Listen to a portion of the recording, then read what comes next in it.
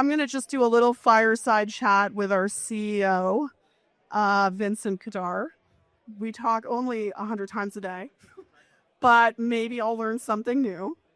So we're gonna talk a little bit about if you could describe what Polymath is doing in 60 seconds, what would you say? Doing a lot, but we are disrupting the capital markets industry. We are a vertically integrated, full stack platform for capital markets, full stop. Blockchain, issuance platform, trading system on top, right? Everything you need in order to issue a security token, trade it, and be regulatory compliant. We're the entity that will provide you with the entire tool set, a white labeled solution, and you just go. Okay, that was good. Good. You see, I'm getting answers 30 seconds, 60 seconds. I'm going to send these to my mother because she only has 60 seconds of patience. So anyways, what do you think is the biggest challenge that Polymath is facing today and in the next, let's say, 6 months? I think actually we're going to have a scaling issue because we see the herd is coming. You see the assets coming. We see the market's opening up. A year ago, it wasn't that way. It was like the wind was pushing against us. Now the wind is in our sails, was pulling us, right? So I'd say the Cryptocurrency Council in the U.S. has really helped to drive adoption, drive a narrative that wasn't there before. RWA wasn't a narrative 2 years ago. It's a narrative now. We see BlackRock pushing it. We see Ondo Finance making an announcement today about tokenizing another money market fund. But those are all, we don't want to do just the traditional stuff. We want to do the interesting things, the things that do not have liquidity today. Actually, Richard, to quote from his little fireside chat, did talk about the transfer of wealth with the new boomers and how that is an important asset class in itself, the estate planning, etc. What asset classes do you think are the most prone for disruption by what we're building? Things that are locked today: real estate, collectibles, high net worth like yachts, supercars, venues, soccer clubs, expansion, across the board. I think anything that needs a capital and capital formation to expand their operation, that's where we fit here. Don't go to the bank for an 18% line of credit. Launch your capital product or your fundraising activity on a Polymath platform. And why do you think that this has been a slow moving industry? Because it's been a run. I mean, Vince has been at it for 3.5 years, almost 4 years. What do you think has changed that makes it more exciting now? I think we got ahead of our ski tips, building technology when the regulatory framework wasn't there. What has to happen in this industry is that regulators have to bless it. They have to provide the guidance in order to adopt it. Then the industry has got to get aligned with it as well. And it starts out with, well, who does this capital formation? Broker-dealers do. The broker-dealers need to change their operating business with the regulator? Yes, they do. Do they have to change it in such a way that it needs to state that they are issuing a digital security on a DLT? Yes, they do, right? Without that, you're blocked. You're not compliant, right? So business processes has to change. Regulatory licenses have to change. Like it's an ecosystem shift. And we had the technology, but we weren't, but we didn't have the framework in order to operate. Now we've got the framework to operate. The OSC, clear framework, BC regulator, clear framework, SEC, clear framework. The SEC is definitely having clear frameworks under the Trump administration. I hear applications are getting approved very quickly. Today, one of our bankers actually said one of the applications most recently for a crypto company went through in 11 hours, 12 hours for approval. So very fast. Anyways, so in terms of exciting projects that Polymath is working on that really give people here an idea of what's next, can you share anything? Well, I'm sure Richard shared some insight into potentially what's happening with Polymath. Let's say 60% of our pipeline is real estate or real estate plays, and it's not just North America. This is a global phenomenon.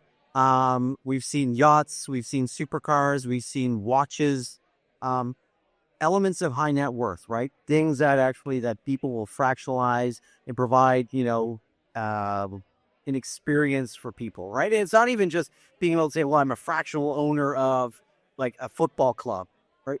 What other things can you do that? And it's a loyalty type play, or it's based on investment. But based on your investment, you could package up maybe a platinum offering, which allows you backstage pass or the ability to meet the team, right? Those types of offerings actually can packaged up with a security token offering along with an NFT. Even though NFTs are out of style, they do have function. Right. We did talk about that. Richard did speak about fan engagement. And so that's a very interesting area. By the way, if the TSX Venture Exchange is here today, we are a technology service provider, but we still hope to improve our innovation as we go forward. Now, that was a little joke. So anyways, listen, Polymath has had a very interesting week. We had some big news that went public yesterday. I would love if you would share with this group a summary of what we announced. But that's very exciting. We announced the acquisition of Polymesh. Polymesh, our layer one that was carved out and created by Polymath. It is now a subsidiary of Polymath proper. We are taking this entity public on the Toronto Stock Exchange. You now have an option to invest in the Topco. Will be a publicly listed company, or you have the option to invest in the utility token itself that powers the chain. So we will be the first layer one that's publicly traded. We've got a line of sight with the U.S. markets after we do this, in order to cross-list and create greater optionality for investors to participate in a layer one chain. We think what we've now done is we've raised the stakes for all layer one chains that are out there, where you need to be publicly listed. You need greater governance. You need to report to the regulator. We already had great governance, I would say, around the chain that we're building. Now, if we're saying that it needs to be a publicly traded vehicle in order to issue securities on, well, that's what we're saying. So I think actually it's game on, right? Yes, very big news. It's been, even though Vince is here speaking to us, I don't think either of us have slept much in the last 3 months, more specifically the last 4 days. Shout out to our Cayman lawyers here who recently created our new Cayman subsidiary. Hands up to the Walker's family. Hands up to Walker's LLP, Cayman. I should get a little cutback on my latest invoice. I'm kidding. Anyways, so yeah, it's been a very interesting path to get public. We also announced a raise close to $20 million with Canaccord as sole book runner and a syndicate joined by Roth, Sightline, another broker dealer, and also what was the third one? Research Capital Corp. So it's very exciting. Our bankers are joining us. We're doing an event with Endax and Tetra Trust tonight at Hockey Hall of Fame. Go Leafs. Go Leafs. Yes, they'll be showing the game. But it's a very exciting time for this industry in Canada. I'd love to just ask Vince, just because we've been through such a difficult road with going public.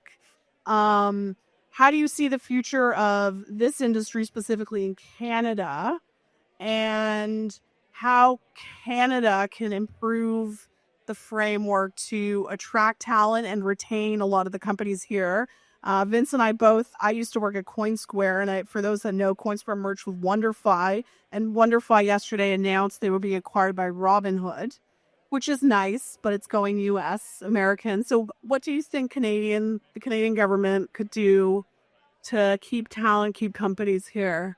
And what do you think the future of Polymath will be? It's a loaded question. I think we're going to be a behemoth. And I think I truly do. Our path to going public is not just to gain exposure, but it's to add value to the layer one chain that we're bringing to the public markets. What's important to us and what's interesting to us are assets that will monetize that chain. So we will be inquisitive. We will be explorative.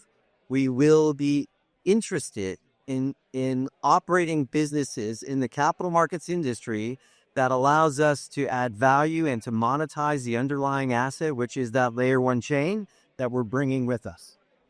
That's what's important to us. Okay. And just because I know everyone really just wants to go have a drink, 30 seconds, just rapid fire question. Where we are this time next year when we're back here, hopefully Consensus is back in Toronto. We have the same energy and crowd here. Where do you see us as a company? Much bigger, much stronger. US listed. US listed. We're heading for you now. 10x value. All right. Let's end it there. Thank you, Vincent.